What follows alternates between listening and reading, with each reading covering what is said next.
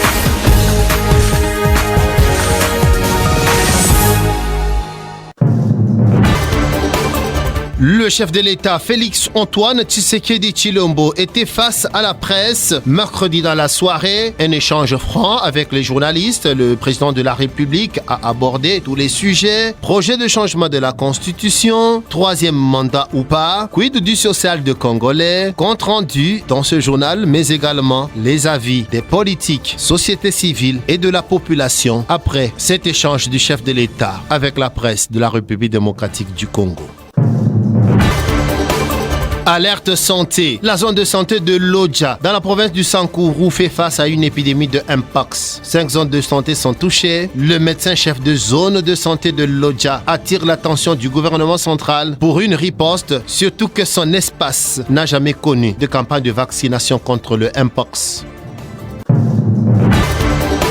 Les évêques catholiques membres de la province ecclésiastique de Kinshasa sont en session ordinaire qui se tient à Inongo, chef-lieu du diocèse portant le même nom. Parmi ces évêques, le cardinal Ambongo, président et archevêque métropolitain, il a invité les chrétiens ainsi que les autorités à vivre ensemble pour le bien-être de tous et le retour total de la paix partout en RDC. Merci d'être avec nous pour cette édition journal et bienvenue sur Digital Congo. Nous allons commencer avec cette grande première pour le chef de l'État, Félix Antoine Tshisekedi Tshilombo, qui était face à la presse nationale et internationale mercredi 6 mai 2026. Pendant plusieurs heures, le chef de l'État, Félix Antoine Tshisekedi Tshilombo, a dressé un tableau évolutif de la situation sociopolitique en République démocratique du Congo, situation économique et sécuritaire de la gestion de la RDC. Il a notamment cité l'augmentation du salaire des fonctionnaires et agents publics de l'État, tout en insistant sur l'exécution rigoureuse de ces 6 engagements pris lors de sa prestation de serment en 2023. Le président congolais a par ailleurs appelé les médias à faire preuve de responsabilité, présentant cet appel comme un enjeu de sécurité nationale. Il a demandé aux médias de fournir une information fiable, rigoureuse, tout en respectant la dignité humaine. Le commentaire est de Papi Boaboui. Toutes les grandes questions qui dominent l'actualité ont été abordées sans détour lors de cet échange entre les présidents de la République et la presse nationale et internationale. Sécurité, processus électoral, réforme institutionnelle, accord avec les USA sur les minerais ou encore la situation sociale du pays, aucun sujet n'a été éludé. Au sujet des élections, le chef de l'État s'est montré catégorique.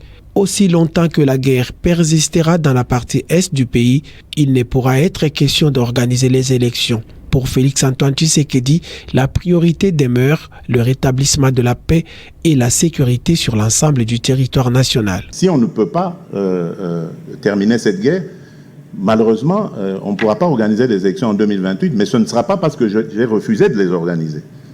Les ressources sont là, on peut le faire.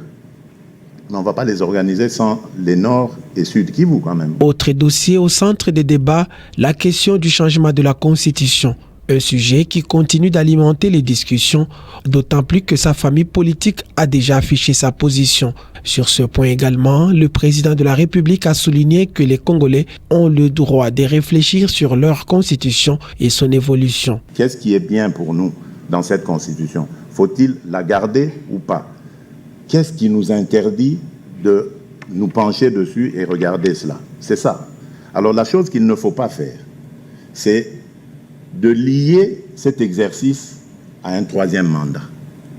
Je n'ai pas sollicité de troisième mandat, mais je vous le dis, si le peuple veut que j'ai un troisième mandat, j'accepterai.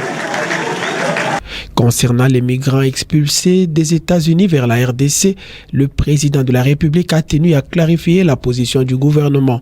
Selon lui, il s'agit d'un service rendu aux États-Unis tout en rejetant les différentes spéculations qui ont lié ce dossier des migrants à l'accord avec Washington sur les minerais. « Je ne serai jamais le président qui va brader les richesses du pays », a-t-il martelé. La situation sociale des Congolais, la paye des fonctionnaires ainsi que les défis liés à la gestion de la ville de Kinshasa ont également été évoqués. Sur ces sujets, le chef de l'État a assuré que des efforts sont en cours afin d'améliorer les acquis déjà enregistrés. Appelant la population à faire preuve de patience, il a insisté sur la nécessité de porter désormais un regard plus optimiste sur la RDC qu'il invite à voir comme un verre à moitié plein. Le commentaire de Papi Boabouille qui a bien couvert cette première pour le chef d'État Félix-Antoine Tshisekedi Tshilombo qui était face à la presse nationale et internationale le mercredi 6 mai 2026 pendant plusieurs heures. Félix Tshisekedi Tshilombo donc qui a dressé un tableau évolutif plutôt de la situation sociopolitique en République démocratique du Congo, situation économique et sécuritaire dans la gestion du pays. Également, il a notamment cité l'augmentation du salaire des fonctionnaires et agents publics de l'État tout en insistant sur l'exécution rigoureuse de ces 6 engagements pris lors de sa prestation de serment en 2023. Le président de la République démocratique du Congo qui a par ailleurs appelé les médias à faire preuve de responsabilité, présentant cet appel comme un enjeu de sécurité nationale. Le président de la République qui a demandé aux médias de fournir une information fiable, rigoureuse, tout en respectant la dignité humaine. Et bien évidemment, après cette sortie médiatique du président de la République face à la presse nationale et internationale ayant abordé plusieurs questions, eh bien, les avis, les réactions fusent de partout, notamment dans la classe politique et la société civile en République démocratique du Congo. Des avis qui divergent notamment sur les propos du chef de l'État en ce qui concerne la tenue des élections en 2028. Pas sûr du tout, c'est du moins clair. La révision de la Constitution, la tenue du dialogue, pour ne citer que cela. Lisette Kinga Kelekelo. Après la sortie médiatique du président de la République, les réactions fusent de partout, notamment au sein de la classe politique du pays et la société civile. Si l'Union sacrée de la nation salue cette sortie médiatique du chef de l'État, tout en rappelant les thématiques sécuritaires et politiques qui ont été abordées par le garant de la nation. Et nous avions été satisfaits de son intervention ou de ce point de presse-là. Nous avons constaté tout de suite qu'avec les temps qui courent, avec les réalités politiques de l'heure, il serait pratiquement impossible que les élections soient organisées. Ça, c'est une évidence pour tout celui qui se veut politique, qui se veut clairvoyant et surtout intelligent. On sait voir qu'il serait pratiquement impossible d'organiser les élections dans les conditions actuelles. Alors, si la population décide que cette constitution soit changée, il estime que rien ne peut l'empêcher d'aller à l'encontre de la volonté populaire. L'opposition, elle, par contre, refute cette conférence de presse tout en rappelant sur la question politique qu'il y aura bel et bien élection en 2028. Et pour nous, ce n'est pas une conférence de presse, c'est un message conformément à l'article 76 de la Constitution. Donc le président peut faire autant de messages, donc qu'on a ajouté seulement quelques questions sélectionnées. Non, le débat sur la révision de la Constitution est prévu par la Constitution elle-même. Mais le problème, c'est l'opportunité et l'inopportunité. Mais pour les cas d'hier, on n'est pas là. L'argumentaire avancé par rapport à la révision ou au changement, selon eux, était que c'est une constitution faite par les étrangers et à l'étranger. Mais cette fois-là, la motivation de l'explication par le président de la République est qu'il faut des réformes par rapport à la demande des Américains. Est-ce que la question, c'est de savoir est-ce que les Américains sont de Congolais ou de non-Congolais? La société civile, à travers son coordonnateur national, Jonas Tchombela, estime que les points énumérés par le chef de l'État, notamment en rapport avec la révision constitutionnelle ou non, et d'autres questions liées à la vie du pays, donnent lieu à une matière de réflexion objective pouvant amener le pays dans une situation d'accalmie et de développement. le chef de l'État a eu raison de nous communiquer sa volonté et sa vision des choses. Et cette vision nous a donné, nous, les analystes externes, l'idée que le chef de l'État peut maintenant nous confier à un dialogue inclusif. Parce que tous ces problèmes qu'il a évoqués nécessitent un consensus. Consensus sur la révision ou non de la Constitution. Consensus, si à l'étape actuelle, la Constitution lui interdit d'avoir le troisième mandat, mais il parle du troisième mandat si le peuple lui demandait. Mais comme il en parle, ça suppose qu'on doit toucher à la Constitution. Mais quelle est la matière qui sera touchée à la Constitution et comment ça pourrait se faire? Ça, c'est pourquoi ça a l'avantage de nous produire un débat et la recherche de consensus pour qu'on arrive à atterrir en toute quiétude. Et voilà, là, c'était les avis des politiques et de la société civile à travers ce reportage concocté pour vous et pour nous par Lisette Kenga Kilekelo. Nous allons également prendre les réactions à chaud de la population ici à Kinshasa. Pour certains, ils se disent être déjà fatigués des discours et n'attendent que la concrétisation de tous les projets dans les secteurs qui posent problème en République démocratique du Congo. D'autres, en revanche, qui ont pu quand même suivre le chef de l'État, ont salué cette conférence de presse. Preuve par là que la liberté d'expression est réellement effective en République démocratique du Congo, en permettant aux journalistes de poser les vrais problèmes au président de la République démocratique du Congo. Comme le chef de l'État l'a bien dit, lui n'est que le garant de la nation et il ne peut faire que ce que le peuple demande. Le président a dit, il a exposé, il a répondu aux questions.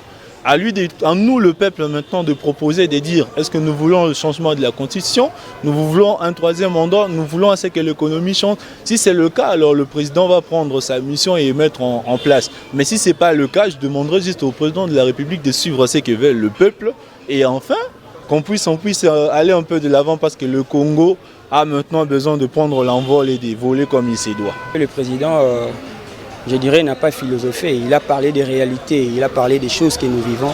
Donc il fallait vraiment qu'il fasse ces points de presse pour éclairer les lanternes là où certaines personnes croyaient que le président n'est pas au courant. Donc on a tous vu que le président est au courant de tout ce qui se passe et de tout ce que nous, n'est-ce pas, nous déplorons, il en est aussi au courant. La Constitution n'autorise pas le troisième mandat. Je crois, si j'ai encore une bonne mémoire, cette question a été posée aussi à l'ancien président de la République, Joseph Kabila. On avait posé une question de savoir s'il va faire encore le troisième mandat. Il avait demandé même de donner, d'exhiber une partie de la Constitution aux journalistes qui avaient posé cette question. C'est-à-dire, si la Constitution n'autorise pas, déjà la Constitution n'autorise pas les troisième mandats, la Constitution est très claire, disons que les mandats du président de la République est de 5 ans renouvelables une seule fois. Donc je ne vois pas comment il fera les troisième mandats si la Constitution ne l'autorise pas. Vous savez, dans notre pays, on en a marre avec les discours. Mais les problèmes ne se limitent pas à ce niveau-là. Ce que la population congolaise attend, c'est quoi? C'est la concrétisation. On peut bien parler, on peut faire des discours, c'est bien, mais la concrétisation. Eh bien, nous venons de l'apprendre, c'est une grande décision qui concerne la province du Congo central. Eh bien, la Cour constitutionnelle de la République démocratique du Congo a ordonné ce jeudi 7 mai 2026 la réhabilitation immédiate de Papi Mantezolo à la présidence de l'Assemblée provinciale du Congo central après avoir été saisi en contentieux à la suite de son éviction controversée. Dans son arrêt, la haute juridiction estime que les procédures ayant conduit à la destitution de l'autorité provinciale n'étaient pas conformes aux exigences légales et constitutionnelles. En conséquence, toutes les décisions prises dans le cadre de cette procédure sont annulées de plein droit. Cette décision marque un tournant important dans la crise institutionnelle qui secouait l'organe délibérant du Congo central depuis plusieurs semaines. Elle rétablit Papi Mantezolo dans l'ensemble de ses prérogatives en tant que président de l'Assemblée provinciale. Selon plusieurs observateurs politiques, cet arrêt de la Cour constitutionnelle de la République démocratique du Congo pourrait également relancer le débat sur le respect des procédures parlementaires et la stabilité des institutions provinciales en République démocratique du Congo. Source digitalcongo.net. La jeunesse du quartier Kingasani à Kinshasa a été sensibilisé sur la responsabilité civique dans la lutte contre l'insalubrité dans la capitale à travers le programme de l'organisation dénommé Initiative des jeunes pour le progrès UJP en sigle. Cette jeunesse a pris conscience d'assainir la ville à travers les travaux communautaires dits Salongo effectués tous les samedis. Aussi des opportunités économiques qui découlent d'une gestion responsable de déchets. Reportage avec Fiston Issemouani. Cette initiative vise à sensibiliser les jeunes de Kingasani sur la transformation des déchets ménagers, notamment en charbon vert, en pavé, afin de favoriser l'entrepreneuriat local et l'assainissement de la ville. Roland Miyanene, directrice exécutive de l'IGP, déplacée de guerre de son état, venue de la ville de Goma, nous a révélé que plusieurs activités de formation et de sensibilisation seront organisées sur une période de 6 mois pour la valorisation économique de déchets par les jeunes à travers des séances des opérations communautaires d'assainissement, communément appelées Salongo. Nous avons réalisé un renforcement des capacités des jeunes sur la protection de l'environnement, l'assainissement et la mobilisation communautaire. Cette activité vient de l'initiative du projet qui valorise les actions des jeunes dans les quartiers Kingasani pour la lutte contre les maladies hydriques, mais aussi pour valoriser leurs actions dans la gestion des déchets. Nous aurons un espace de recherche où les jeunes vont partager des expériences pour valoriser et renforcer les actions dans la protection de l'environnement et la gestion des déchets. Les échanges participatifs ont démontré l'intérêt que porte la jeunesse pour lutter contre l'insalubrité. Ces jeunes ont exprimé leur volonté de s'impliquer activement dans l'assainissement de leur quartier tout en plaidant pour un accompagnement matériel afin de faciliter les activités prévues. On fait du mal parce qu'il y a toujours des conséquences sur ça, parce que l'environnement, il faut être propre. Mais souvent, partout dans les quartiers, il y a toujours des poubelles partout dans la ville de Kinshasa et plus précisément à Kingasani. Nous sommes là et c'est vraiment un moment déplorable. Si vous pouvez nous aider avec des matériels pour qu'on puisse ranger ces trucs-là. Le quartier Kingasani figure parmi le quartier le plus peuplé de la ville-province de Kinshasa. Le problème d'insalubrité y est réel. Les jeunes ont pris conscience de leur responsabilité civique dans la lutte contre l'insalubrité dans leur milieu. L'IJP ambitionne donc d'apporter une contribution significative pour l'amélioration des conditions environnementales et au développement économique local. Nous vous l'avons annoncé en début de cette édition du journal. La zone de santé de Lodja dans la province du Sankourou fait face à une épidémie de Mpox. 5 zones de santé sont déjà touchées. Lodja, qui n'a jamais connu de campagne de vaccination contre le Mpox, le médecin-chef de zone de santé attire l'attention du gouvernement central pour le renforcement de la riposte contre cette maladie. Lisette Kenga Kelekelo, commentaire. L'épidémie de Mpox continue de sévir dans plusieurs zones de santé de Lodja, dans la province du Sankourou. Des cas sont signalés chaque semaine et des zones épicentres sont identifiées, alerte le docteur Blaise Ovungu, médecin-chef de zone de santé. Et nous avons encore beaucoup de cas d'Mpox qui sont disséminés ça et là dans des aires de santé et que les chiffres exacts, peut-être prochainement, je peux vous donner ça. Mais jusqu'à là, nous avons encore des cas de Mpox dans la zone de santé de Lodja. Parmi les zones les plus touchées, Lomela et Kolé, et sur les 16 zones de santé que compte la division provinciale, 6 enregistrent encore des cas de Mpox.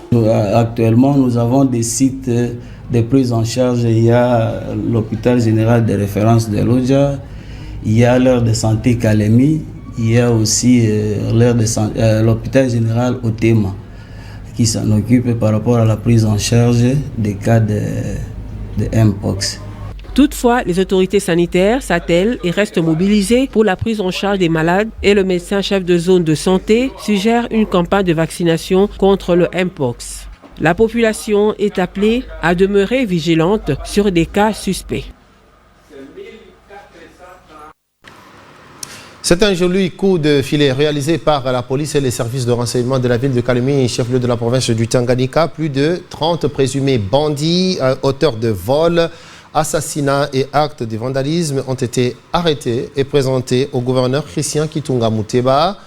Par cette action, le patron du Tanganyika dit réaffirmer une fois de plus sa détermination à garantir la sécurité de ses administrés, plaçant le rétablissement de la paix comme priorité absolue. Bénédicte Ndembe.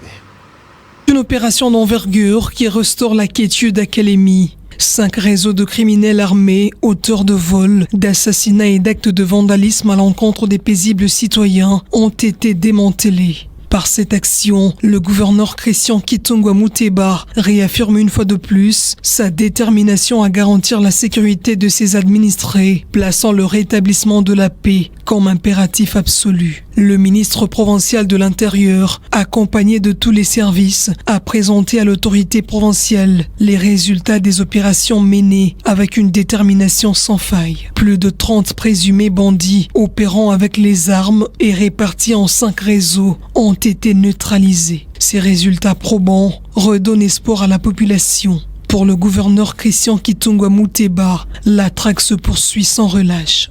J'aimerais que cette fois-ci, qu'on puisse vraiment faire les choses avec parcimonie pour qu'on puisse, in fine, donner la paix à cette population qui la mérite. À la population du Tanganyika de continuer à collaborer avec nos services. Na sisi hatuwezi kuachilia na kushusha mikono. À Kalemi, comme sur l'ensemble de la province, une vaste opération de rétablissement du climat sécuritaire est en cours. Les hors-la-loi sont et seront traqués jusqu'à leur dernier retranchement. Nous l'avons également annoncé en début de cette édition du journal, le cardinal archevêque de Kinshasa, Fridolin Ambongo, Serjouna Inongo, depuis mercredi à son arrivée, lui ainsi que les autres évêques de la province ecclésiastique de Kinshasa, ils ont invité les chrétiens catholiques ainsi que les autorités politico-administratives de la province du Maïndombe à l'unité nationale et milité pour le retour d'une paix durable à l'est de la République démocratique du Congo et sur toute l'étendue du territoire national. Reportage Fiston Issémoine. Le chrétien catholique de Maïndombe ont réservé un accueil chaleureux aux évêques de la province ecclésiastique de Kinshasa qui séjournent à Inongo pour la tenue de l'assemblée épiscopale provinciale. Déjà dès le premier heure, femmes, hommes et enfants de différentes catégories ont envahi l'esplanade de l'aérodrome d'Inongo pour accueillir chaleureusement ces prélats catholiques dirigés par le cardinal Fridolin Ambongo, évêque métropolitain de Kinshasa. Prenant la parole, le cardinal Fridolin Ambongo a précisé que sa présence à Inongo ainsi que de sa délégation est justifiée par la tenue de l'Assemblée épiscopale provinciale de Kinshasa qui se tient ce jeudi 7 au mardi 12 mai 2026 où les évêques du Congo central, Kinshasa ainsi que du Gros Bandundu prendront part. Naturellement, notre pays souffre de problèmes d'insécurité, de pauvreté, de misère pour notre peuple, surtout à l'Est. Mais pour la province de Maïndombe, il y a quelques années du conflit qui s'était passé à Yumbi. Il y a un conflit qui est toujours en cours et qui a maintenant tendance à se répandre dans les provinces voisines, c'est le conflit Mobondo, particulièrement dans le territoire de Kwamout. Et ce conflit est sorti du territoire de Kwamout, a atteint une partie de la province de Kwilu et la province du Kwango. Nous devons travailler pour consolider le vivre ensemble entre nous. Nous devons travailler ensemble pour la paix. Nous devons nous investir. Nous aurons la paix si nous voulons la paix. L'invitation que je lancerai dès mon arrivée ici à Inongo, c'est toucher les cœurs de chacun, de chacune pour voir comment nous pouvons conjuguer nos efforts, que ce soit le pouvoir politique, administratif ou le pouvoir ecclésiastique, comment nous pouvons travailler main dans la main pour que notre peuple puisse enfin vivre en paix. S'agissant de l'insécurité qui gagne du terrain dans certaines entités du pays, l'évêque métropolitain de Kinshasa a lancé un appel du vivre ensemble afin de consolider la paix pour le bien-être de tous. Signalons que le séjour des membres de l'Assemblée épiscopale provinciale de Kinshasa-Inongo va durer une semaine. Il a été signé ce jeudi 7 mai 2026 un protocole d'accord bilatéral du régime fiscal particulier du projet Pont Route Rail Kinshasa-Brazzaville par les ministres des Finances des deux pays. La cérémonie a été présidée par le vice-premier ministre des Transports Jean-Pierre Bemba Gombo, le directeur général de la CGT, Agence congolaise de grands travaux, et le point focal de ce projet pour la République démocratique du Congo. Reportage. Doudou Fouamba, ministre des Finances de la République démocratique du Congo, et Christian Yoka, ministre des Finances de la République du Congo, ont signé à Kinshasa, ce jeudi 7 mai 2026, l'accord bilatéral fixant le régime fiscal douanier et des recettes fiscales et non fiscales applicables aux concessions et sous-traitants dans le cadre du projet Pont-Route Rail qui sera très bientôt jeté à Maluku sur le fleuve Congo entre Kinshasa et Brazzaville, les deux capitales les plus rapprochées du monde. La cérémonie solennelle qui a vécu à l'hôtel Fleuve Congo a été présidée par le vice-premier ministre, ministre des Transports et Voies de Communication et des Enclavements de la RDC, Jean-Pierre Bemba Gombo, qui avait à ses côtés Jean-Jacques Bouya, vice-premier ministre, ministre chargé de la coordination des infrastructures de développement et de l'aménagement du territoire de la République du Congo, qui a salué l'aboutissement de ce processus mené par les équipes techniques sous la houlette des deux points focaux, celui de la RDC, l'ingénieur Nikonza Unzaou, et son homologue de la République du Congo, M. Oscar Otoka. Cet axe est majeur pour le commerce. La pêche et le transport entre les deux rives expriment en réalité la puissance, la stabilité et le trésor de nos deux Congos, des peuples congolais. Intention d'associer la navigation par des embarcations fluviales, des croisières peut-être, en réalité une économie fluviale, mais à connecter et à créer en réalité une connectivité multimodale par le pont, la route et le rail. Et c'est dans cette vision d'intégration régionale panafricaine que le président de la République du Congo, son Excellence Denis Sassou Nguesso, désigné champion pour ce projet par l'Union africaine, et son homologue et frère, son Excellence Félix Antoine Tshisekedi Tshilombo, président de la République démocratique du Congo, se sont engagés à accélérer le processus de sélection du partenaire stratégique. Jean-Pierre Bemba Gombo, au nom de Madame la Première ministre Judith Suminwa Tuluka, a tenu à préciser la portée de ce document signé ce jour. Le présent accord fixe de manière claire et unifiée le régime fiscal et douanier applicable aux dits projets. Il met fin à la double imposition et harmonise les procédures tarifaires pour les marchandises en transit et les futures recettes de péage. Cela concrétise le projet de pont-route rail en un véritable pont de développement, augmentant la capacité d'échange, facilitant la mobilité des personnes et des biens et renforçant l'intégration régionale. Avec la signature de cet accord fiscal, les groupements des sociétés soumissionnaires présélectionnés ont de quoi finaliser leurs offres. Dans la suite de ce processus, la création de la commission intergouvernementale de la RDC qui devra coordonner les activités du projet Pont-Route Rail et la publication de la demande des propositions. Direction à présent de l'Assemblée provinciale de Kinshasa qui a examiné mercredi 6 mai 2026 une question d'actualité adressée au ministre provincial de l'Éducation, Formation professionnelle, Citoyenneté, Genre et Famille initiée par le député provincial Diabanza au sujet des allégations d'abus sexuels visant le promoteur du lycée Madame de Sévigné à Kinshasa. Cette question d'actualité inscrite par le bureau de l'Assemblée provinciale de Kinshasa faisait suite à plusieurs révélations relayées dans les médias et sur les réseaux sociaux concernant de présumés actes d'abus sexuels commis en milieu scolaire. Pour rappel, depuis le 21 avril dernier, des révélations d'une extrême gravité font état de cas d'abus sexuels dont seraient victimes certains élèves du lycée Madame de Sévigné. Les examens hors session de l'examen d'État édition 2026, on en parle encore. Cela se poursuit encore dans la capitale de Kinshasa, mais cette fois-ci à pas de tortue, ce dont se plaignent certains étudiants, des élèves finalistes plutôt, ceux qui ont été interviewés par nos équipes évoquent plusieurs raisons, entre autres l'insuffisance d'examinateurs face aux auditoires remplis d'élèves. Eux, par contre, ces élèves donc profitent des jours sans examen pour se documenter davantage. Jean-Émile Senga et Olivier Abédicine, ce reportage. Contrairement aux années précédentes où les épreuves hors session et la session ordinaire de l'examen d'État étaient respectivement organisées pendant 4 jours successifs, cette 59e édition a porté une touche particulière avec un chronogramme d'activité qui s'étend quasiment sur 2 semaines. Et comment est-ce que le candidat finaliste s'adapte à ces nouveaux formats? Ceux de l'Institut Ilona rencontrés sur place ne s'en plaignent pas. Ils y voient plutôt une occasion de mieux se préparer pour la suite. Cette réorganisation, selon eux, est justifiée par une carence remarquable d'examinateurs. Oui, ça nous arrange. Pourquoi? Parce qu'il y a beaucoup trop d'élèves. Dans une école, comme par exemple nous, on est à 48, plus d'autres élèves d'autres écoles qui sont venus, ça fait plus de 100.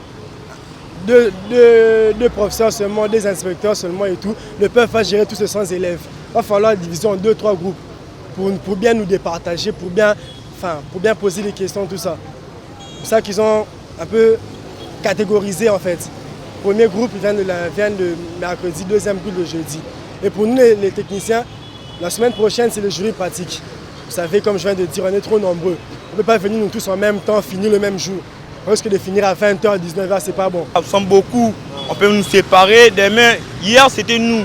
On était à la maison, je suis venu Jordan encore pour faire l'examen. Hier, demain aussi, mais jusqu'à le lundi, on va venir encore ici pour faire l'examen encore. Pour moi déjà ça va parce qu'il faut aussi avoir des repos, des jours de repos pour réviser la matière, tout ça. Vu qu'on est tellement nombreux, on ne peut pas nous mélanger. D'après les calendriers réaménagés et publiés par le ministère de l'Éducation nationale et de la nouvelle citoyenneté, les épreuves se déroulent désormais comme suit. Le test oraux de français et d'anglais se tiennent du 6 au 9 mai, tandis que la pratique professionnelle se déroule du 11 au 18 mai 2026. Et voilà, nous allons devoir passer à la page internationale de ce journal. Le Tchad qui est plongé dans le deuil après une attaque attribuée au groupe djihadiste Boko Haram contre une base militaire située à Barka Toloram, dans la région instable du lac Tchad. Le bilan officiel fait état d'au moins 24 morts et 26 blessés au sein des forces armées tchadiennes, parmi lesquels 2 généraux de l'armée. Face à cette nouvelle offensive meurtrière, les autorités ont décrété 3 jours de deuil national, tandis que les opérations de ratissage se poursuivent pour retrouver les assaillants et sécuriser la zone. Jean-Émile Senga, Yvonne Amouri. Dans la région instable du lac Tchad, une nouvelle attaque attribuée au groupe djihadiste Boko Haram a plongé le pays dans les deuils. Une base militaire tchadienne située à Barka Toloram a été prise pour cible, causant de lourdes pertes au sein de l'armée. Selon les bilans officiels communiqués par les autorités tchadiennes, au moins 24 personnes ont été tuées et 26 autres blessées lors de cette attaque menée contre les forces armées tchadiennes. Parmi les victimes figurent également 2 généraux de l'armée dont la mort a provoqué une vive émotion à travers le pays. Les assaillants attribués au groupe Boko Haram ont frappé dans la zone du lac Tchad, théâtre récurrent d'incursions djihadistes depuis plusieurs années. Après l'attaque, les forces de sécurité ont lancé des opérations de ratissage afin de retrouver les auteurs et sécuriser la zone. Face à la gravité de la situation, le gouvernement tchadien a décrété 3 jours de deuil national. Les drapeaux seront à Berne sur toute l'étendue du territoire, tandis que toutes les activités festives sont suspendues. À travers cette décision, le Tchad entend rendre hommage aux victimes qualifiées de martyrs par les autorités dans un contexte où la menace djihadiste continue de fragiliser la sécurité dans la région du lac Tchad. Et voilà, c'est la fin de cette édition du journal. Merci à vous de nous avoir suivis. Bonne suite de programme sur nos antennes.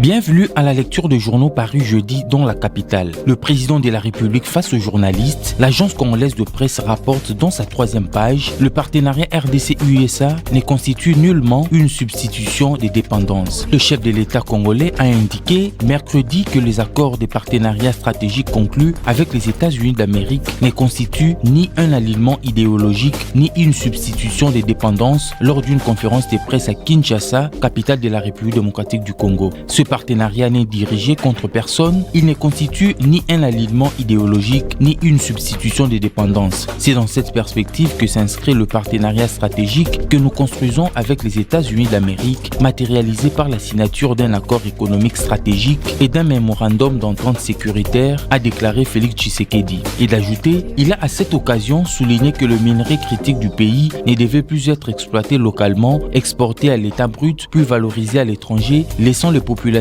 dans la pauvreté, un modèle jugé désormais inacceptable. Ce modèle n'est plus acceptable. Ce que nous voulons désormais, ce sont des investissements responsables, des infrastructures structurantes, des unités de transformation locales, des emplois pour notre jeunesse, une gouvernance transparente des ressources naturelles et des partenariats qui servent d'abord les intérêts du peuple congolais, a-t-il précisé. Parlons toujours de la conférence de presse du chef de l'État. Le potentiel ajoute, concernant l'accueil de certains migrants expulsés des États-Unis, Félix Tshisekedi a dit qu'il s'agit d'un simple service rendu à la demande des autorités américaines consistant à héberger des individus ayant sollicité l'asile sur le sol américain. Cette déclaration met en lumière une coopération discrète mais stratégique entre Kinshasa et Washington sur les questions migratoires. Félix Tshisekedi a précisé que cette démarche ne relève ni d'une contrainte ni d'un engagement contraignant pour la RDC mais plutôt d'un geste diplomatique dans le cadre des relations bilatérales. En présentant cette initiative de solidarité internationale, le chef de l'État entend rassurer l'opinion publique sur les motivations du gouvernement tout en soulignant que la souveraineté nationale et les intérêts du pays restent pleinement préservés. Intégrité territoriale, la référence plus signale Est de la RDC, Uvira sous pression, de nouveaux combats ravivent les tensions malgré les accords de Washington. La ville d'Uvira, chef-lieu provisoire de la province du Sud Kivu dans l'Est de la République démocratique du Congo, est de nouveau sous forte menace sécuritaire. Depuis l'aube de mercredi 6 mai 2026, des violents affrontements opposaient les rebelles de l'AFC M23, appuyés selon plusieurs sources par les forces de défense rwandaises, aux forces armées de la République démocratique du Congo et au groupe d'autodéfense Ouazalendo. Les combats se concentrent dans la plaine de la Ruzizi, notamment dans les localités de Kigoro, Kigurwe et Kabunambo, situées à environ 26 km au nord d'Uvira, sur l'axe stratégique de la RN5. Selon des témoignages concordants, des tirs d'armes lourdes et légères ont été entendus toute la matinée, provoquant un mouvement de panique généralisé parmi les populations civiles. Justice, la transparence titre dans sa 8e page, dossier Frivao, face à face décisif le 19 mai. La cour d'appel de Kinshasa a fixé au 19 mai 2026 une audience de confrontation, étape clé pour faire émerger la vérité judiciaire. Au cœur de cette audience très attendue figure l'ancien ministre de la Justice, Constant Mutamba, appelé à comparaître comme témoin. Il sera confronté au directeur général ad interim du Frivao, qui a affirmé à plusieurs reprises devant la cour que certains paiements jugés irréguliers auraient été effectués sur instruction, parfois verbale, de l'ancien garde de Sceaux. Constant Mutamba devra s'expliquer sur ces allégations et éclairer la cour sur les raisons ayant conduit à l'autorisation des décaissements estimés à plus de 50 millions de dollars américains en dehors des procédures légales de passation de marchés publics. Toujours dans le même registre, la Prospérité note RDC, Guillaume Ngefa réaffirme la suppression du permis des cultes et annonce un plan de redressement du Frivao. Pour restaurer la crédibilité du fonds, le ministre a annoncé l'application d'un plan structuré autour de 3 priorités: l'assainissement financier et organisationnel, un audit indépendant du fichier des bénéficiaires, l'élaboration d'un manuel de procédure transparente. Devant les sénateurs, Guillaume Ngefa a également évoqué des mesures déjà engagées, notamment la suspension du président du conseil d'administration, la réorganisation des organes de gestion ainsi que l'intégration de frais de fonctionnement dans la loi des finances 2026. Voilà tout pour cette revue de presse. Merci de l'avoir suivi.